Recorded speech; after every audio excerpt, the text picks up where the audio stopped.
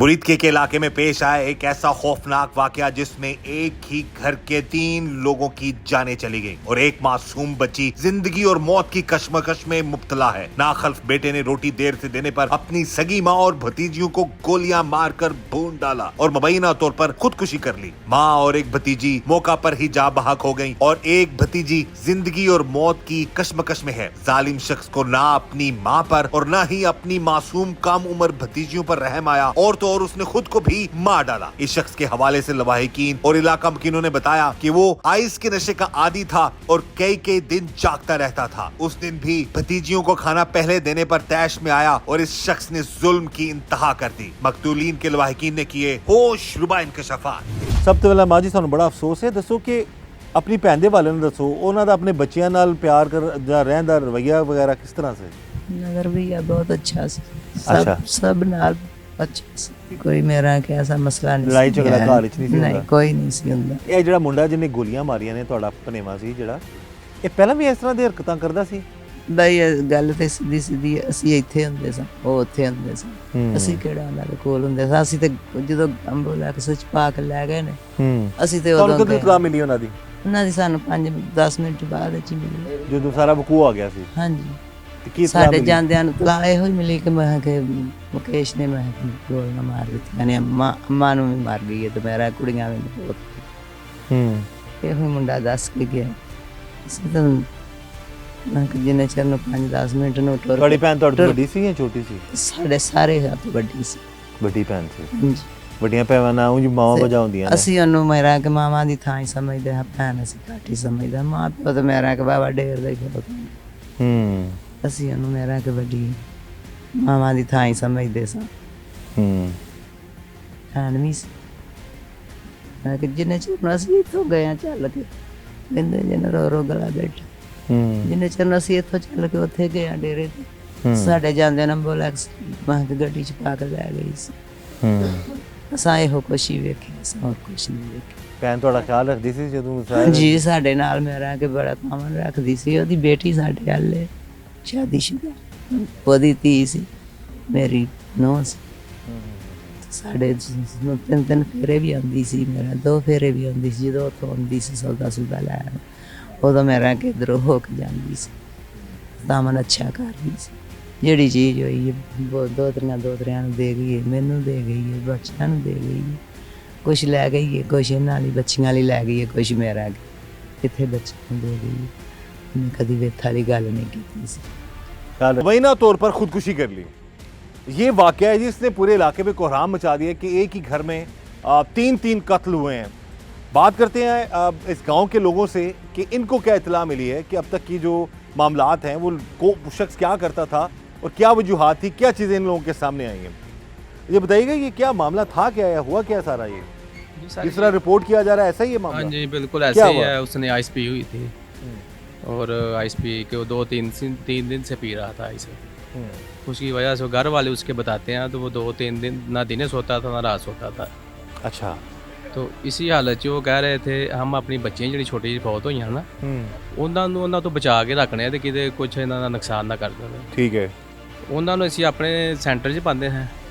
वो वालदा जी उन्होंने मरी वो कह वो बाप कोल ने ਜਿਹੜੇ ਗੱਲ ਕੀਤੀ ਉਹਨਾਂ ਆਪ ਅਸੀਂ ਇੱਧਰ ਪੈਂਦੇ, ਇੱਕ ਭਾਈ ਇੱਕ ਇੱਧਰ ਪੈਂਦਾ ਸੀ ਵਿੱਚ ਕੁੜੀਆਂ ਨੂੰ ਪਾਣੀ ਦੀ ਵਜ੍ਹਾ ਤੋਂ ਆਈਸ ਪੀਤੀ ਹੋਈ ਬੜਾ ਨੁਕਸਾਨ ਹੋਇਆ।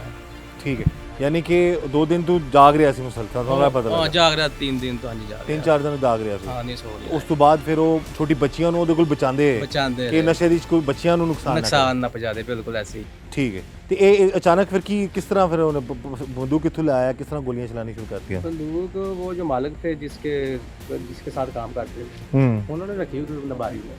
अच्छा। ਉੱਪਰ ਉਹਨੂੰ ਪਤਾ ਸੀ ਜਿੱਥੇ ਬੰਦੂਕ ਪਈ ਹੈ। ਠੀਕ ਹੈ। ਕਹਿੰਦਾ ਤਾਲਾ ਮਾਰਿਆ ਸੀ। ਉਹਨੇ ਜੋਰ 'ਚ ਆਣ ਕੇ ਜੋ ਝਟਕਾ ਮਾਰਿਆ ਤਾਂ ਕੁੰਡੀ ਟੁੱਟ ਗਈ ਅੰਦਰ। ਟੁੱਟੀ ਗੰਨ ਅੰਦਰੋਂ ਕੱਢੀ, 2-3 ਕਾਰਤੂਸ ਸੀ ਵਿੱਚ ਲੈ ਆ ਗਿਆ। ਉਹਨੇ ਆਣ ਕੇ ਪਹਿਲਾਂ ਬੱਚੀ ਇੱਕ ਸੋਈ ਹੋਈ ਸੀ ਅੰਦਰ, ਉਹਨੂੰ ਮਾਰਿਆ ਉਹਨੇ ਫੈਰ। ਉਹਨੂੰ ਫੈਰ ਮਾਰਿਆ, ਉਹਨੇ ਕਿਹਾ ਚਾਚੂ ਦੀ ਬਸ ਆਵਾਜ਼ ਹੋਈ ਨਿਕਲੀ ਤੇ ਬਸ ਉੱਥੇ ਪੈ ਗਈ। ਭਾਈ ਥੱਲੇ ਕੁੜੀ ਭੱਜੀ ਹੋਰ ਉਹਦੀ ਆ ਜਗ੍ਹਾ ਤੇ ਫੈਰ ਵੱਜਾ।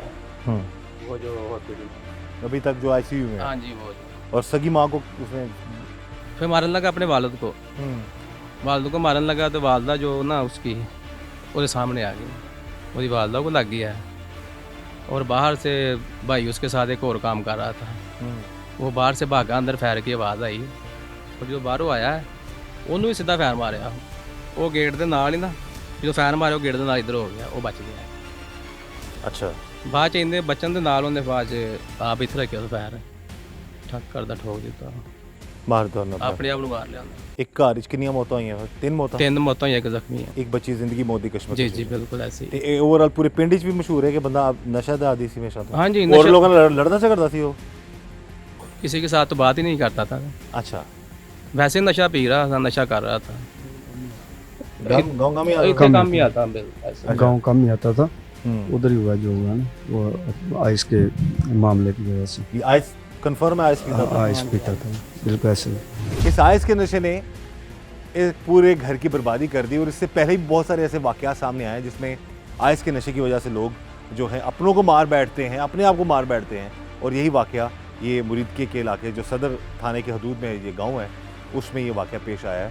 और जिससे भी हमने बात की, रिश्तेदारों से बात की, गाँव वालों से बात की, तो उन्होंने ये बताया कि अब तक के जो हक़ाइक़ सामने आ रहे हैं, अब तक के जो मामला सामने आ रहे हैं वो यही हैं कि आइस के नशे की वजह से एक शख्स ने अपनी माँ को, अपनी भतीजियों को गोलियां मारकर खुद मुबैना तौर पर खुदकुशी कर दी। अब हमारी गुजारिश है आला हुकाम से भी कि इस केस की तफ्तीश ज़ाहिर है DPO शेखुपुरा और उनके अहकामात पर इलाके की जो पुलिस है वो मेरिट पर तफ्तीश कर रही होगी। तो इस केस की तफ्तीश मेरिट पर हो, अगर खुदकुशी हुई है तो डेफिनेटली वो हक़ाइक़ भी सामने आने चाहिए, और अगर खुदा न खासा कोई और पहलू है तो वो भी सामने आना चाहिए, और इस केस की जो तफ्तीश है वो मेरिट पर की जाए। इस वक्त जो हमारे साथ मौजूद हैं मकतूलीन के एक और रिश्तेदार हैं, उनसे हम बात करते हैं कि कब इनको इत्तला मिली, क्या हालात थे जब ये गए वहाँ पर, तो घर के क्या मामला थे। जी सर जी दसियो। मैं ये रोटियां लान डी सी ते मैं अंदर रोटी खा के ना ते दिया कुकड़ा दी रोटी भोरन, रोटी भोर के ते अजे मैं इन्नी कोई बुरकी रही तो भोरदा आ गया। उधरों आ मुंडा जेह्ड़ा एह् आ गया भैन अपनी कोल, भैना आ टुर अम्मी ने भी गोलियां मार दित्तियां। एह् नहीं दस्सेआ किन्ने मारियां किन्ने नहीं। अम्मी ने भी गोलियां मार दियां, कुड़ियां ने भी गोलियां मार दियां, भैन ने भी नहीं सही दस्सेआ। भैन नंगी पैरी मगर भज गई। बाद मैं आख्या की बनया, मैं भी टुर गया। मैं इन्हूं आख्या मैं दो तंदूर दो रोटियां ला के ना ते मैं हाजा तू ही। असीं फिर मगर चले गए। और ते वेखो इत्थों जाके ना अह तो जाके मरिया वेख्या, कुड़ियां बाल दूजे टुर गए ते मुकेश हुण जाके उत्थे वेख्या, उत्थे सेन नीचे डिग गया, उत्थे ही पिया सी। इस वक्त जी हमारे साथ मौजूद हैं मकतूला के भाई, और उनसे हम बात करते हैं सारे मामले के हवाले से। सबसे पहले जी बड़ा अफसोस है हमें जो इतना बड़ा जुल्म हो गया आप लोग। ये कुछ झगड़ा चल रहा था घर में या क्या मामला था? नहीं सर जी, ਅਸੀਂ ਤੇ फैक्ट्री 'ਚ ਕੰਮ ਕਰਦੇ ਹਾਂ। ਸੁਬਾਹ ਅਸੀਂ ਡਿਊਟੀ 'ਤੇ ਚਲੇ ਗਏ 7 ਵਜੇ। ठीक है। 8:30 ਵਜੇ ਨਾਲ ਨਾ ਫੋਨ ਗਿਆ ਘਰੋਂ ਸਾਡੇ ਨੂੰ ਵੀ ਮੁਕੇਸ਼ ਨੇ ਨਾ ਬਾਜੀ ਨੂੰ ਵੀ ਮਾਰ ਦਿੱਤਾ ਤੇ ਬੱਚਿਆਂ ਨੂੰ ਵੀ ਮਾਰ ਦਿੱਤਾ ਦੋ ਤਿੰਨ। ਬੱਚੇ ਮੇਰੇ ਦੋਵੇਂ ਤਿੰਨੇ ਉੱਥੇ ਕੰਮ ਕਰਦੇ ਨੇ, ਫੈਕਟਰੀ 'ਚ ਤਾਰ ਵਾਲੀ ਫੈਕਟਰੀ ਹੈ ਡੇਕ ਦੇ ਕੰਢੇ ਤੇ ਮੈਂ ਵੀ ਉੱਥੇ ਗਾਰਡ ਦੀ ਡਿਊਟੀ ਕਰਨੀ। अच्छा। ਤੇ ਮੈਂ ਛੁੱਟੀ ਲੈ ਕੇ ਬੱਚੇ ਵੀ ਲੈ ਕੇ ਆ ਗਿਆ ਨਾਲ ਤਿੰਨੇ ਤੇ ਆਪ ਵੀ ਆ ਗਏ। ਅਸੀਂ ਗਏ ਉੱਥੇ ਡੇਰੇ ਤੇ, ਅੱਗੇ ਜਾਂਦੇ ਹਨ ਬਾਜੀ ਨੂੰ ਲੈ ਗਏ ਸਨ। ठीक है। ਬੱਚੀਆਂ ਨੂੰ ਤੁਹਾਡੇ ਵੱਡੇ ਸਨ ਬਾਜੀ ਜੀ?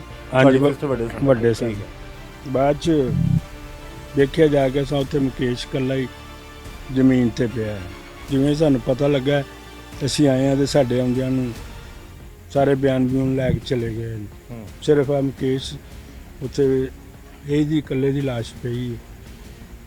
ਮੁੜ ਕੇ ਉਹਨਾਂ ਨੇ ਗੱਡੀ 'ਚ ਪਾਇਆ, ਉਹਨੂੰ ਵੀ ਲੈ ਕੇ ਚਲੇ ਗਏ।